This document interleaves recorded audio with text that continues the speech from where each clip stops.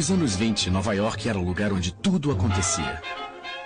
Manhattan havia virado a capital do mundo, o lar do glamour e da sofisticação. A cidade que nunca dorme.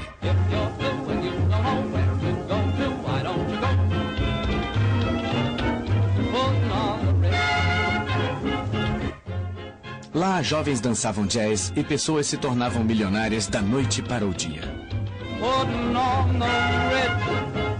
Come with me and we'll attend their jubilee and see them spend their last bit putting on the Ritz. Foi a festa mais duradoura dos tempos modernos. Putting on the Ritz. Sem aviso, a bolha estourou.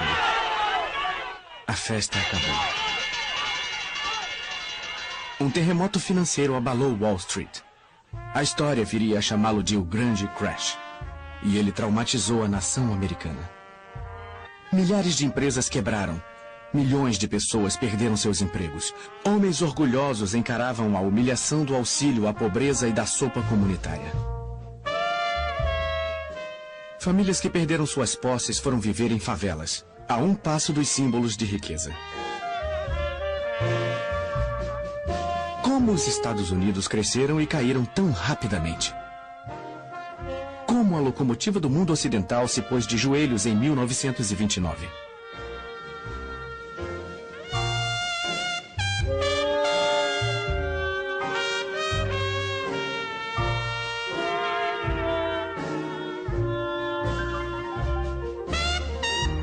Relembrando 1929, o ano da quebra da Bolsa de Nova York.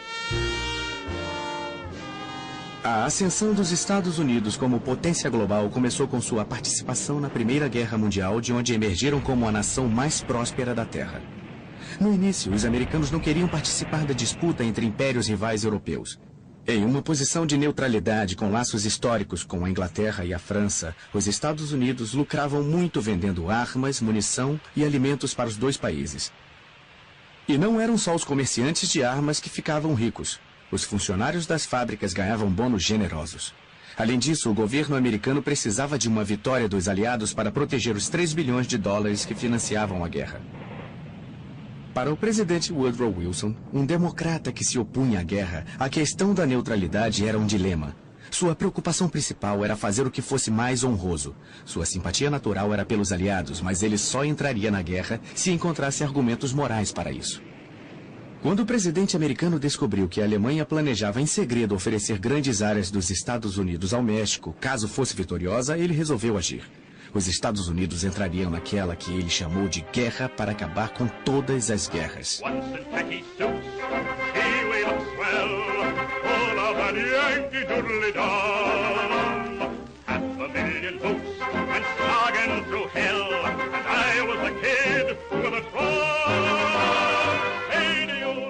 No verão de 1917, as tropas americanas rumaram para os campos de batalha europeus. Johnny, get your gun, get your gun, get your gun. Take it on the run, on the run, on the run. Nos campos de batalha franceses, onde o combate era mais intenso, chegou-se a um impasse, com baixas apavorantes. Milhões haviam morrido dos dois lados.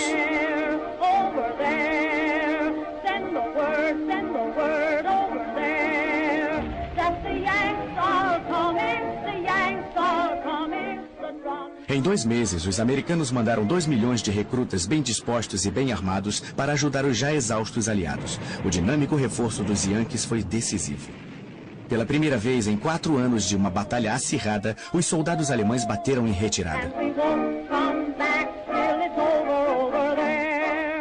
Em 11 de novembro de 1918, um armistício deu fim à Grande Guerra.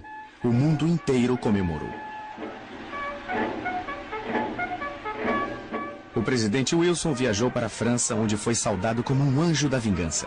A investida americana de última hora ajudou os aliados a vencer a guerra e salvou a vida de muitos franceses. Mas em Paris, onde o Tratado de Versalhes seria negociado, o programa de paz não foi tão bem recebido pelos franceses, cuja sede de vingança discordava do desejo idealista de Wilson de evitar guerras futuras. Ao voltar para casa, Wilson descobriu que o ânimo de seus conterrâneos havia mudado. Muitos americanos, especialmente os republicanos que então controlavam o Senado, não queriam continuar envolvidos com assuntos europeus. Os Estados Unidos não assinaram o Tratado de Versalhes e a derrota democrata nas eleições presidenciais de 1920 marcou o fim de Wilson e de sua busca pela paz mundial.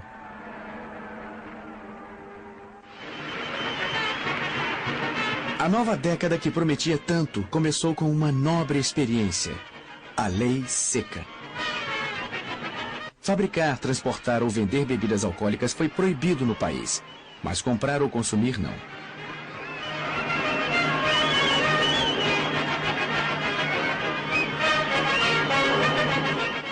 Por todo o território americano, milhares de litros de bebida alcoólica foram jogados fora. Pela primeira vez na história, uma nação ocidental votou a favor da Lei Seca, uma lei que se mostrou impossível de ser aplicada.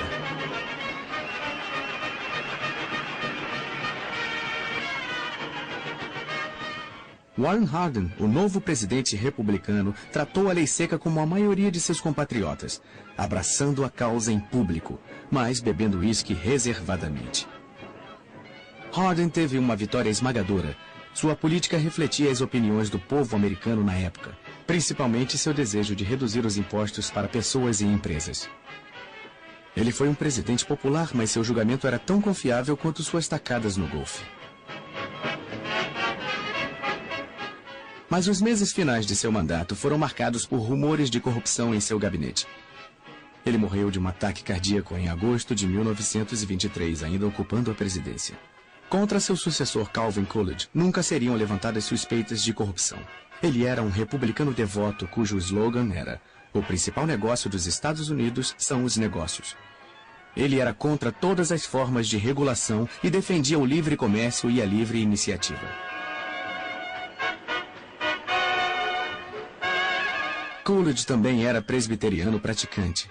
Ele acreditava que até Deus era capitalista e que trabalhar em uma fábrica era uma forma de adoração. Um jornalista perplexo o apelidou de puritano na Babilônia. Mas quando entrou na Casa Branca, ele demonstrou que era um puritano muito flexível. Arquétipo de republicano da época, Coolidge presidiu durante o período de maior prosperidade na história de todas as nações. These are some of the reasons why I want to cut down public expense. I want the people of America to be able to work less for the government and more for themselves. I want them to have the rewards of their own industry. This is the chief meaning of freedom. Em uma época de individualismo bruto, Coolidge queria ser um herói e um puritano. Sua mulher usou uma das maravilhas da época, a câmera de filmagem, para mostrá-lo como um improvável cowboy do Velho Oeste. Em meados dos anos 20, até o Velho Oeste havia sido posto a serviço do enorme surto de energia industrial e engenharia que estava transformando os Estados Unidos. Os grandes espaços abertos, ricos em recursos naturais, estavam sendo explorados. As cidades se tornaram movimentados centros comerciais. Navios cheios de imigrantes traziam mão de obra barata para o país que agora era o mais rico do mundo. Com os juros, os empréstimos feitos para os aliados durante a guerra chegaram a 12 bilhões de dólares. Quase todas as nações do mundo ocidental deviam dinheiro aos Estados Unidos. Os Estados Unidos haviam se tornado uma enorme potência industrial e o maior de todos os empresários era o engenheiro Henry Ford, que desenvolvia motores desde a década de 1890. Ele previa que um dia todas as famílias teriam um automóvel. O sonho se tornou realidade quando Ford inventou a linha de produção em massa, uma esteira rolante contínua em que exércitos de trabalhadores montavam automóveis idênticos, peça por peça. E quanto maior a quantidade, menor o preço.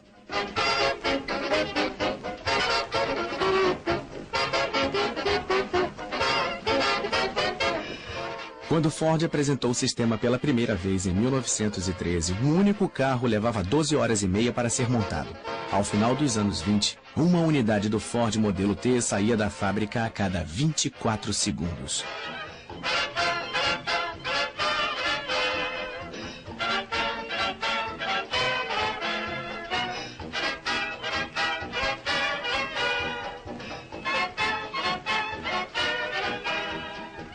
A linha de montagem de Ford fez os Estados Unidos andarem mais rápido. O modelo T, ou Ford Bigode, como foi carinhosamente apelidado, mudou a vida da população e mudou os próprios Estados Unidos. Ele era robusto, charmoso e fácil de dirigir. Custava apenas $295, quase $550 mais barato que o modelo original. E graças a outra invenção americana, o pagamento em parcelas, a maioria das famílias podia comprar um. Até 1924, 10 milhões haviam sido vendidos.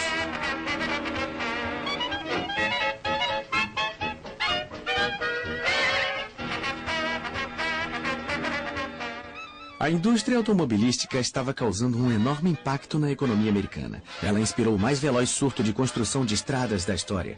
Em uma década, estradas de terra foram substituídas por rodovias de asfalto, cruzando todos os Estados Unidos.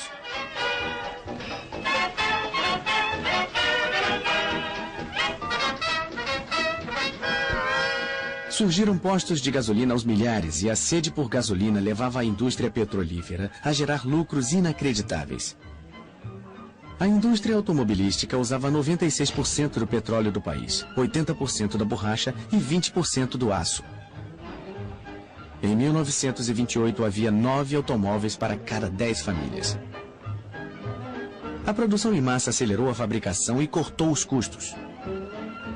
Henry Ford classificou a nova técnica de Messias dos negócios. Um Messias que, sem dúvida, vestia um terno produzido em massa, pois os fabricantes de roupas americanos substituíram os trajes feitos sob medida por roupas prontas para usar e feitas para todos os tamanhos, idades e bolsos.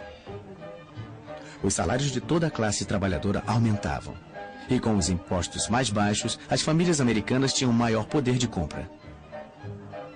A dona de casa e a moça trabalhadora que queriam a última novidade, a máquina de lavar roupas, a geladeira ou o aspirador de pó, economizavam tempo nas tarefas domésticas. I'm in the mood for food. I'm in the mood for food.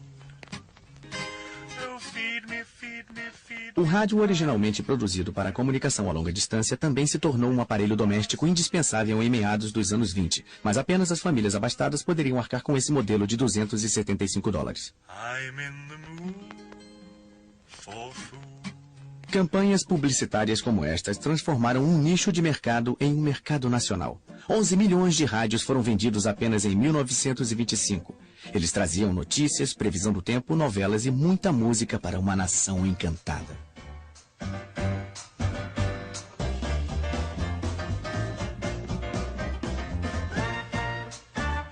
Como o rádio, o gramofone trouxe uma nova possibilidade a milhões de pessoas, levando música portátil e instantânea para uma nova geração de mulheres jovens, liberais e por dentro da moda. Elas formavam a geração que se auto-intitulava melindrosa. Elas ditaram a moda e o estilo de toda uma década.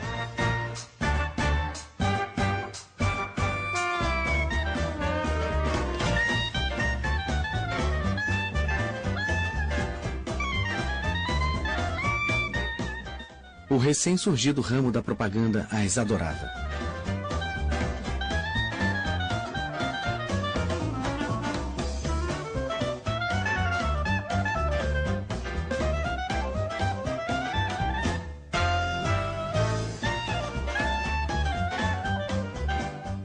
As melindrosas amavam um novo estilo musical chamado jazz, que os mais conservadores chamavam de decadente. Elas usavam saias escandalosamente curtas e chapéus ousados. Elas conheciam as danças mais modernas como o Charleston. E acreditavam que podiam se comportar como quisessem, inclusive cortando os longos cabelos bem curtos como meninos.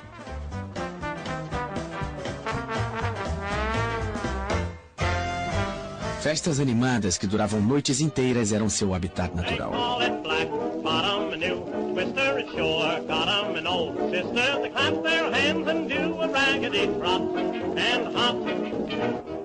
Os comentaristas chamavam as melindrosas e seus namorados de geração perdida, porque eles rejeitavam a moral tradicional americana. Mais rebeldes que nunca, adoravam consumir o fruto proibido, o álcool. O consumo ilegal de álcool já era generalizado e estima-se que havia nos Estados Unidos 32 mil bares clandestinos pertencentes a gangsters que conduziam seus prósperos estabelecimentos sem pagar nenhum imposto. E esses eram só os bares de mais alto nível. O número de bares ilegais de fundo de quintal que vendiam bebida barata e embriagante era de centenas de milhares.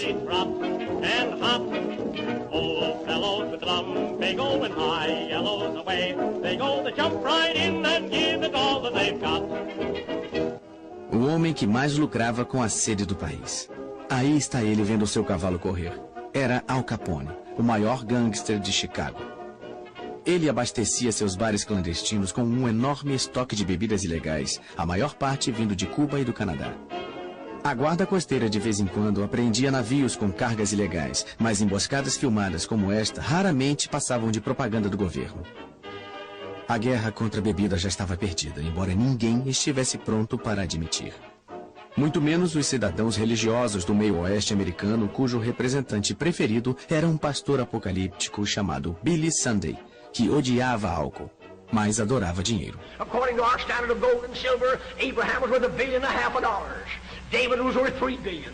Solomon was worth $5 billion. Solomon could have hired Andrew Carnegie for a butler, J. Pierpont Morgan to cut his lawn, and Andrew Mellon for a chauffeur, and John D. to black his boots. America needs a tidal wave of the old-time religion. And I want to take a pledge in this audience to join me in a pledge that you will never rest until this old God-hating, Christ-hating, whiskey-soaked, Sabbath-breaking, blaspheming, infidel, bootlegging old world is bound to the cross of Jesus Christ by the golden chains of love. A corrente dourada de amor não podia ser encontrada nos estados do sul dos Estados Unidos. Lá, todas as classes, e negros e brancos, ficaram de fora da prosperidade do norte. Os preços das colheitas caíram, e aqueles que temiam perder tudo procuravam alguém para culpar. Seus olhos encapuzados caíram sobre os judeus, os estrangeiros e principalmente os americanos negros. Numa época em que os Estados Unidos eram admirados em todo o mundo pela vitalidade de sua liberdade e pelo modo como recebiam os pobres e famintos da Europa, havia um exército sinistro de racistas radicais que se auto-intitulavam Ku Klux Klan, marchando pela capital do país sem que ninguém se pronunciasse contra eles.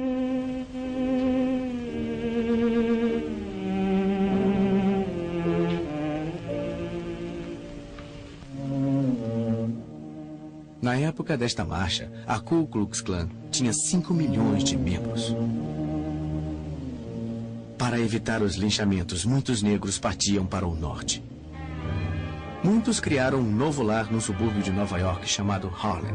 Have you seen the well-to-do upon Lenox Avenue, on that famous thoroughfare, with their noses in the air, high hats and colored collars, white spats and $15, spending every dime for a wonderful time? If you're blue and you don't know where to go to, why don't you go where Harlem lit, putting on the Ritz.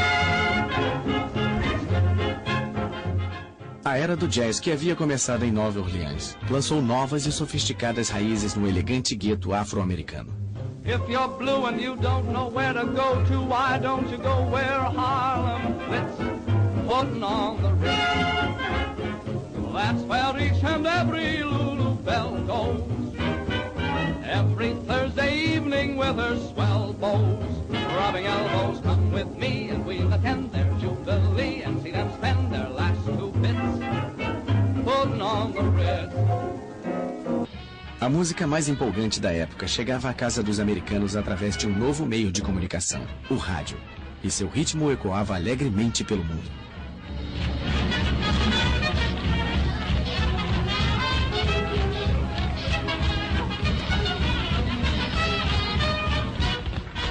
Junto com o jazz, a cultura popular foi dominada pelo cinema nos anos 20. O que começou como uma pequena novidade do showbiz se tornou uma forma bilionária de entretenimento. Os estúdios ficaram surpresos com o poder de atrair o público exercido pelos astros da tela como Mary Pickford e seu então marido Douglas Fairbanks. Mary Pickford havia se tornado a queridinha do país já em 1915. Quando os produtores de Hollywood perceberam seu valor, pagaram a ela $10 mil por semana, uma quantia que continuou aumentando durante os anos 20. Mas o rei do cinema mudo era o cômico britânico Charlie Chaplin. Ele enfraqueceu o poder dos magnatas do cinema dirigindo e produzindo seus próprios filmes. Seu filme Em Busca do Ouro lhe rendeu $2 milhões.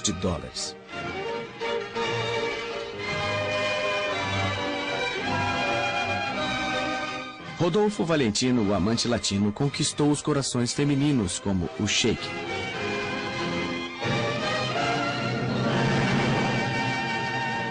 Ele morreu prematuramente em 1926 e foi homenageado com um enterro semelhante a um funeral de Estado. Pola Negre, com quem dividia a cena, vestiu trajes de luto. Os jornais do mundo todo noticiaram que as ruas da cidade se encheram de mulheres chorosas. Hollywood se deu conta de que seu futuro estava nos astros. Até crianças de escola endeusavam os novos heróis do cinema. As fantasias preferidas eram de Charlie Chaplin ou Douglas Fairbanks, atores cujas vozes elas desconheciam. Mas isto estava prestes a mudar. Al Johnson foi o primeiro homem a quebrar a barreira do som.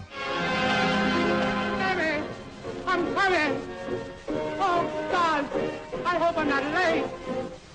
Sammy, don't you know me? It's a little baby. I walk a million miles for one of your smiles. But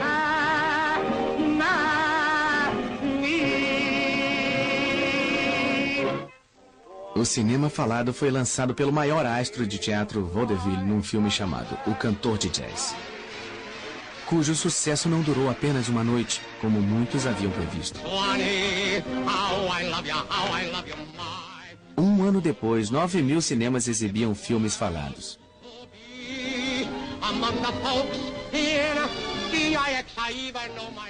Mas o herói da vida real mais celebrado nos anos 20 foi Charles Lindbergh, um homem que sonhou sobrevoar um dos maiores oceanos e que logo aterrissou no coração de todos os americanos.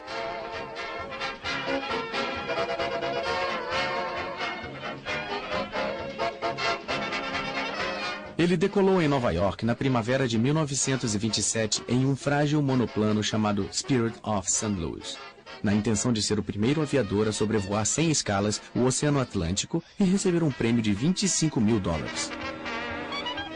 Ele desapareceu por 33 horas e milhões de americanos seguiram seu progresso através do rádio e dos jornais. Quando alcançou a costa da Irlanda, ele foi avistado por fazendeiros e uma mensagem de rádio avisou ao mundo que Lindbergh ainda estava no ar. Lindbergh pousou em Paris em uma pista marcada por luzes que o deslumbraram. Sua fama súbita parecia simbolizar o espírito de uma era e seu galante exemplo abria as portas do mundo da aviação para incríveis maravilhas modernas.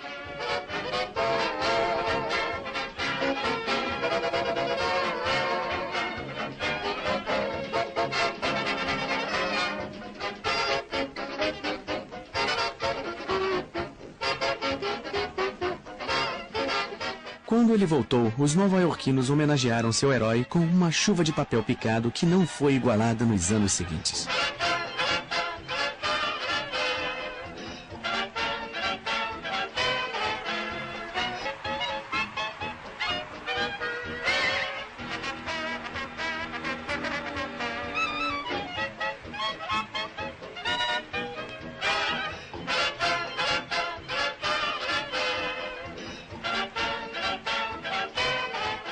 Ruth Elder, uma aviadora com aparência de estrela do cinema, sonhava repetir o feito de Lindbergh.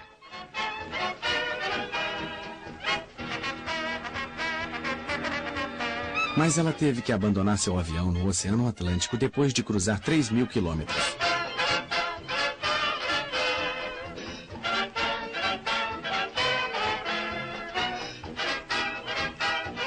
Pilotos mulheres, as aviadoras, como eram chamadas, conquistaram seu espaço em um universo masculino e desafiavam os homens até as últimas consequências. No mesmo nível de celebridade de Lindbergh estava Babe Ruth, o jogador de beisebol mais dinâmico daqueles tempos.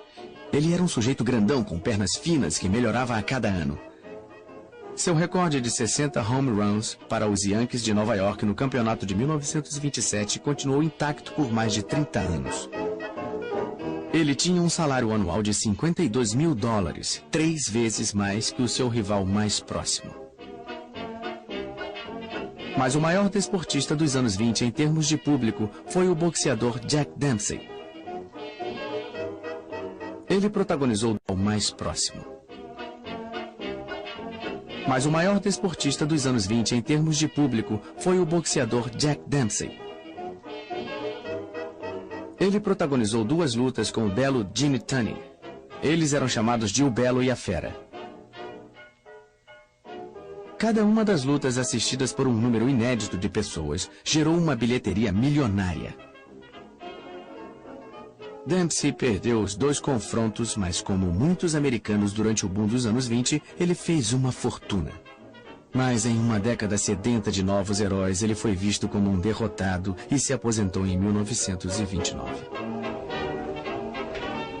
Talvez o gigante do esporte mais popular da década de 20, e ele era diferente dos outros, tenha sido Bob Jones, o gênio do golfe que nunca jogou por dinheiro. Ele continuou como um amador durante toda a sua brilhante carreira e não estava interessado na fama. Ele não parecia nem interessado em vitórias, mas vencia ano após ano nos Estados Unidos e na Inglaterra com uma tacada tão sublime como um passo de dança.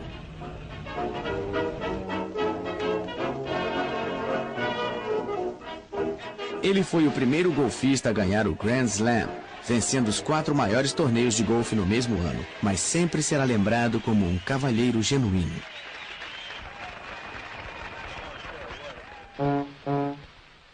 Henry Ford foi o grande industrial da época, mas ele era bem-sucedido e frio demais para ser considerado um cavalheiro.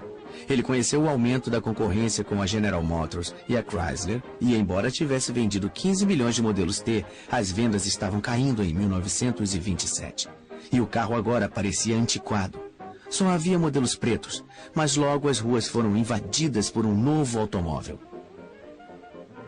Henry Ford abalou a concorrência com uma versão repaginada do amado Ford Bigode, chamado Modelo A. Para isso, ele agiu como um tirano, pois dispensou 60 mil empregados por 60 dias sem salário, enquanto construía uma nova fábrica. Lay off, people. Lay off, folks. None of your sarcastic jokes, cause Henry's made a lady out of Lizzie. Have you seen her? Ain't she great? She's something you'll appreciate. I'm sure you understand just what I mean. Why, everybody, everywhere is falling for her now. I'm talking about the new Ford, and boy, she is a wow. Lay off, people. Lay off, folks. None of your sarcastic jokes, cause Henry's made a lady out of Lizzie. She once had rattles in her wheels, but now she's full of sex appeal, cause Henry's made a lady out of Lizzie. O modelo A também virou um sucesso de vendas. O crédito fácil ajudou os motoristas a substituírem os Fords Bigode pelo novo modelo. Na época, quase todos os carros já eram vendidos a crédito e quase todo mundo estava endividado. Bancos e agências emprestavam dinheiro rapidamente sem fazer muitas perguntas. Nos anos 20, a única coisa que os americanos gostavam mais do que os carros era da emocionante especulação no mercado de ações. No período de 1927 a 1929, muitos americanos ficaram obcecados com Wall Street, contagiados pela febre dos investimentos, já que o valor das ações continuava subindo. O crédito instantâneo fazia com que auxiliares de escritório, secretários, donas de casa, mineradores e mensageiros pudessem investir em ações pela primeira vez. Qualquer um podia comprar na margem, a crédito, com empréstimos de seu corretor. Em 1927, no auge do comércio de ações, 577 milhões de títulos foram negociados. Em 1928, Calvin Coolidge decidiu não concorrer a um segundo mandato como presidente. Suas realizações foram poucas, mas ele continuava popular porque durante seu governo, o nível de vida da maioria dos americanos nunca havia sido tão bom. Aos olhos do povo, ele era um ótimo presidente. Mas enquanto a economia continuava em ascensão, uma perturbadora corrente se escondia por baixo da prosperidade. O crédito instantâneo e o fato de o governo se recusar a regular a bolsa de valores, que estava fora de controle, anunciavam um desastre iminente. E muitos países europeus enfrentavam dificuldades para pagar suas dívidas de guerra com os Estados Unidos. A ascensão republicana continuou sob o comando de Herbert Hoover, que tinha sido secretário do Comércio desde 1920 e que muitos chamavam de arquiteto da prosperidade. Ele queria realizar um mandato ainda mais cheio de prosperidade e progresso. Durante a campanha presidencial de 1928, Herbert Hoover previu que os abrigos para pobres estavam quase em extinção e disse que os Estados Unidos estavam mais próximos de acabar com a pobreza do que jamais havia estado qualquer nação na história.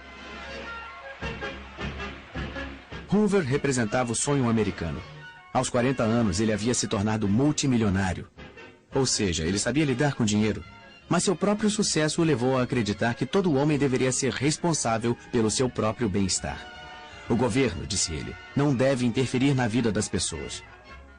Quando Hoover assumiu o poder na Casa Branca, ele prometeu extinguir a cultura dos bares clandestinos que os gangsters haviam criado em todos os Estados Unidos. Ele queria exterminar os grandes chefes de quadrilha como Al Capone, que havia acumulado uma fortuna de $30 milhões em 1927. Capone virou uma espécie de celebridade e até as torcidas dos jogos de beisebol o reverenciavam. Mas a violência aumentou. No Dia dos Namorados de 1929, Capone mandou seus pistoleiros para uma garagem de Chicago. 7 membros de uma gangue rival foram executados. Esta filmagem é uma reconstituição do massacre, mas as fotos contam por si só essa terrível história. Os assassinatos a sangue frio comprometeram o status de celebridade de Al Capone. Em 1931, Capone foi julgado por sonegação, por não pagar impostos sobre os lucros de suas atividades ilegais. Ele foi condenado e passou anos na prisão de Alcatraz.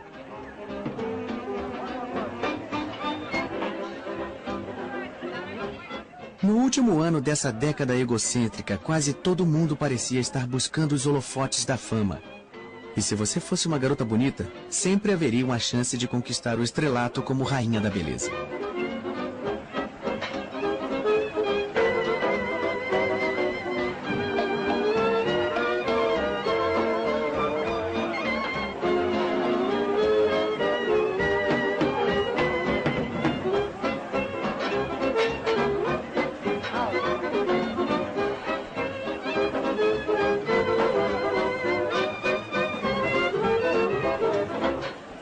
Era uma época em que feitos banais andavam lado a lado de feitos extraordinários, como os altíssimos arranha-céus de Manhattan. A mais de 300 metros acima das avenidas de Nova York, operários destemidos construíam os últimos andares de uma das maravilhas do design da época, o edifício Chrysler, que foi durante um período o edifício mais alto do mundo. Ele foi construído por homens de profissão arriscada e o momento era perfeito para que se tornasse um símbolo dos loucos anos 20. Mas lá embaixo, na arena comercial das bolsas de valores de Wall Street, especuladores continuavam a comprar ações com um fervor que se tornou uma característica da época. Parecia haver uma certeza cega de que nada daria errado. Mas numa quinta-feira, no dia 24 de outubro de 1929, sem aviso prévio, a bolha estourou. Todos tentaram vender as ações que tinham. O pânico se alastrou e os preços caíram muito enquanto mais e mais investidores tentavam vender seus títulos. No fim daquele dia, o mercado de ações havia perdido $4 bilhões. E no fim de semana, a situação piorou. O povo andava desnorteado pelas ruas tentando entender as notícias. Muitos corretores que venderam suas ações na margem haviam feito empréstimos nos bancos. Os bancos começaram a exigir o pagamento dos empréstimos. Para pagar os bancos, os corretores cobraram as dívidas de seus clientes. E a única forma de os clientes conseguirem pagar aos corretores era vendendo suas ações a qualquer preço. Corretores e investidores tomados pelo pânico venderam mais de 16 milhões de ações em um dia, que ficou conhecido como a Terça-feira Negra. A queda das ações gerou um prejuízo de $14 bilhões. Houve raiva pelo modo como os negociantes jogavam com o dinheiro que não era deles. Trabalhadores comuns viram seus investimentos virarem pó. Nem os ricos e famosos foram poupados. Jack Dempsey, o campeão peso pesado aposentado, perdeu grande parte do que lutou para conseguir, $3 milhões. Como consequência imediata da quebra da bolsa, aqueles que tinham economias depositadas em bancos correram para sacar seu dinheiro com medo de que ele se perdesse. Diante da corrida pelo dinheiro em espécie, incapazes de recuperar os empréstimos de especuladores falidos, os bancos foram forçados a fechar as portas e declarar falência.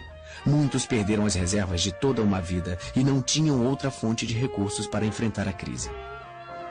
Sem conseguir os empréstimos bancários necessários para fugir da tormenta, as empresas foram forçadas a fechar e milhares de trabalhadores ficaram desempregados. Pais que perderam suas casas tinham um semblante torturado de homens que sentiam ter fracassado com suas famílias. They used to tell me I was building a dream with peace and glory ahead. Why should I be standing in line, just waiting for bread?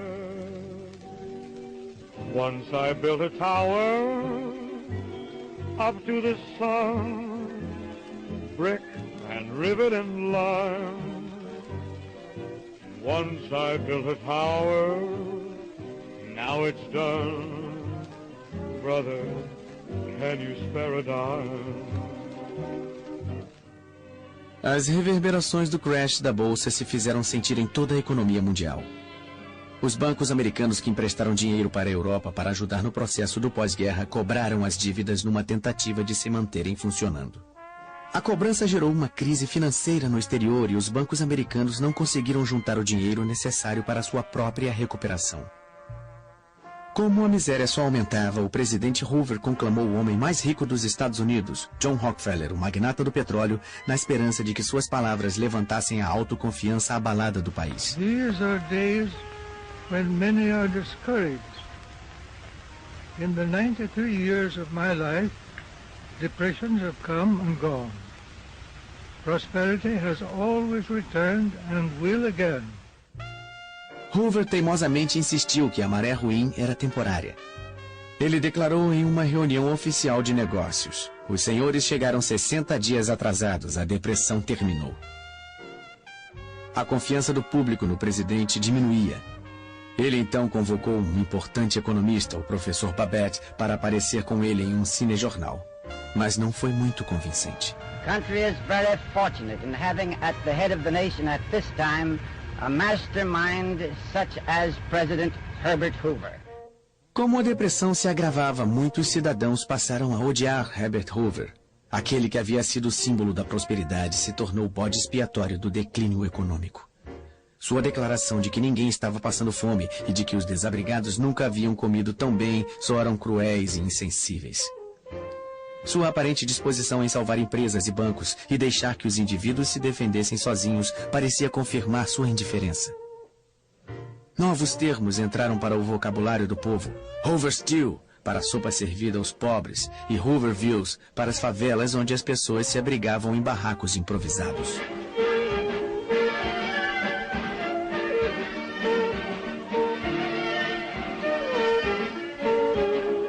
Jovens casais desesperados disputavam cansativas maratonas de dança em que o par que resistisse até o fim levava para casa um prêmio em dinheiro. Embora todos os dançarinos sonâmbulos estivessem ali por uma única razão: seu cansaço seria recompensado com uma refeição grátis. O país mais rico da face da terra não conseguia alimentar todos os seus cidadãos.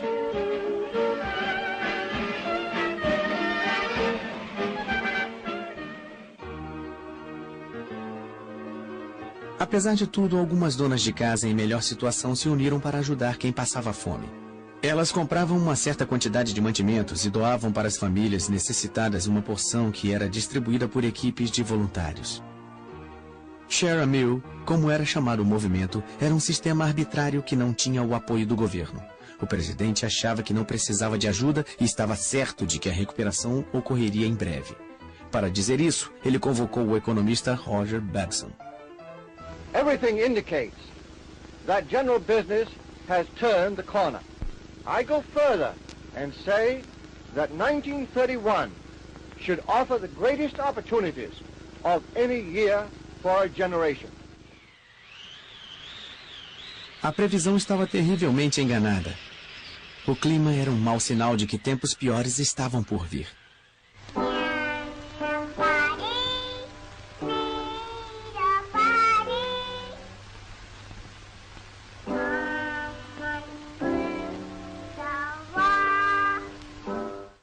Atravessando a plantação significava superando tempos difíceis. E quanto mais as coisas pioravam, mais sentimentais os cinejornais ficavam. Era uma tentativa planejada de levantar os ânimos, e funcionou muito bem. A linda menininha seria seguida por belas coristas escalando as plataformas de petróleo que enriqueceram os Estados Unidos. A cultura popular teve um papel importante ao ajudar os Estados Unidos a superarem o trauma da depressão.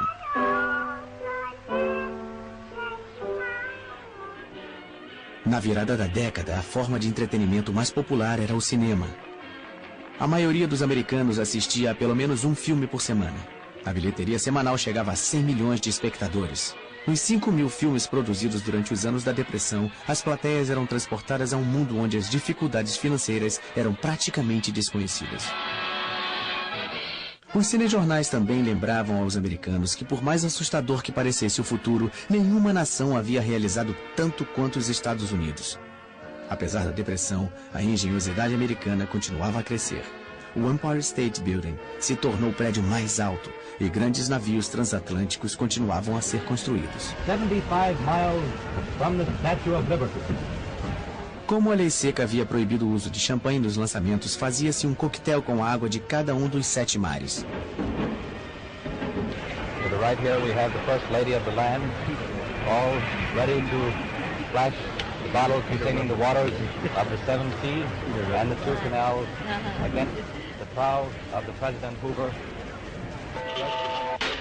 Bottle of Joe hanging there in midair on the silk cord, the red, white and blue colors.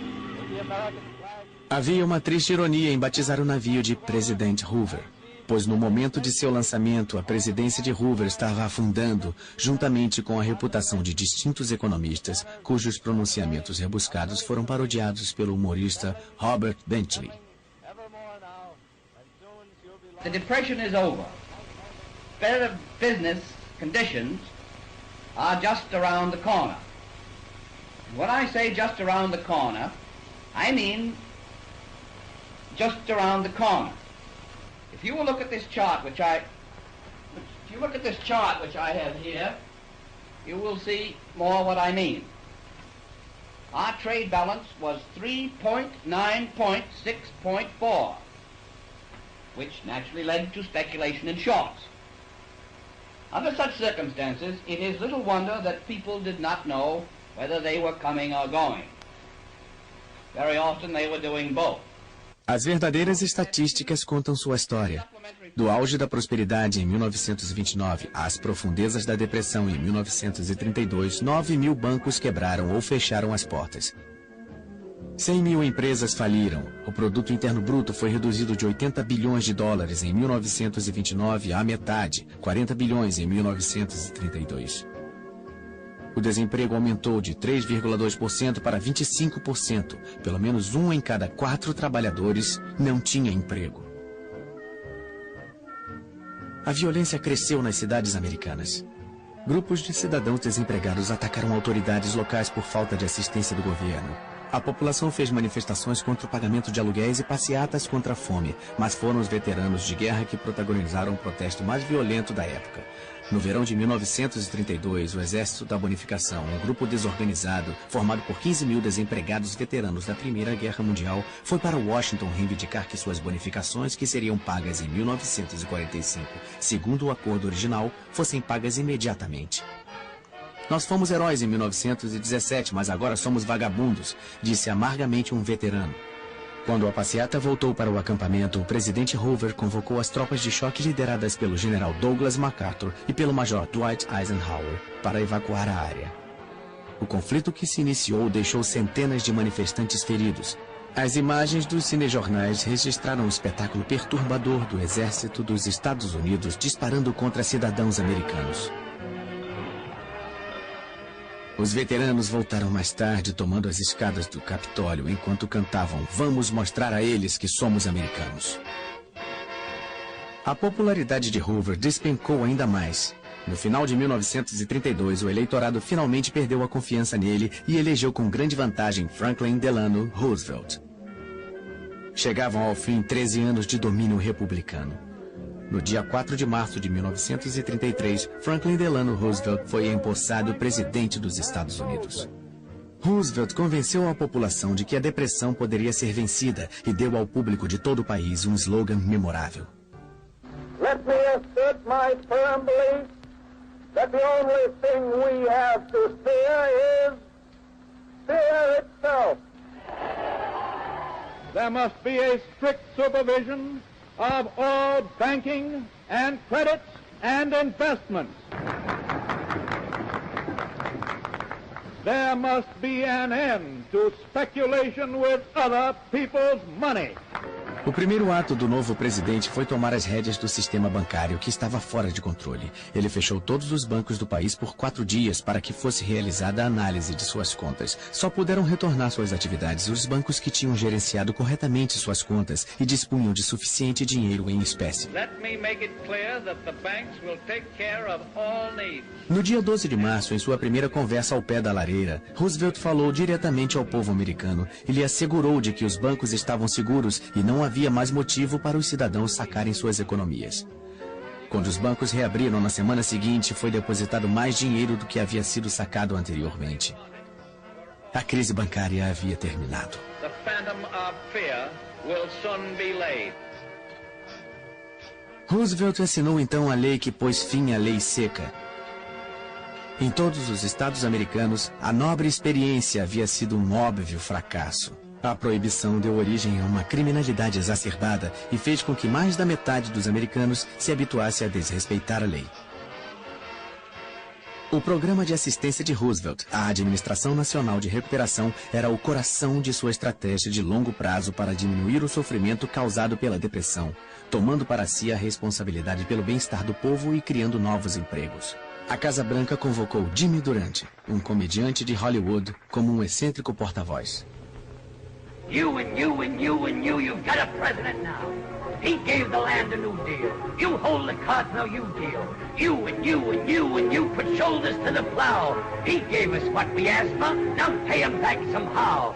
Step out in front, get back of the president, and give a man a job.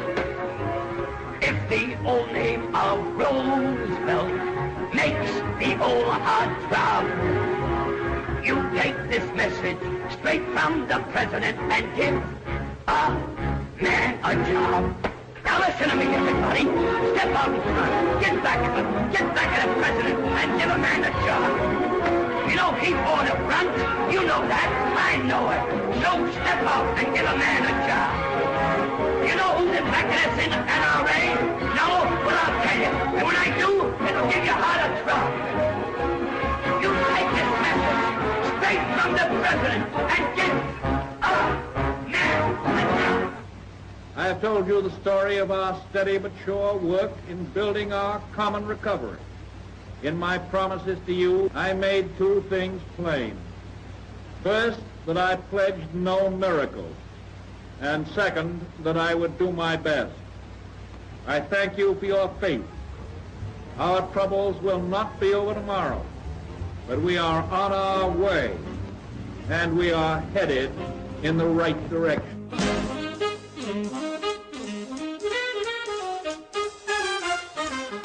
Franklin Roosevelt não encontrou uma solução imediata para a Grande Depressão, mas com a força de sua personalidade, ele trouxe esperança e estabilidade para os angustiados Estados Unidos.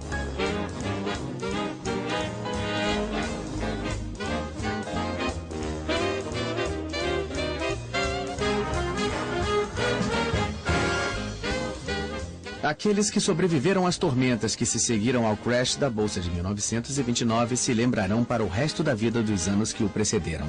Uma década idílica, divertida, irresponsável, porém maravilhosa. Os loucos anos 20.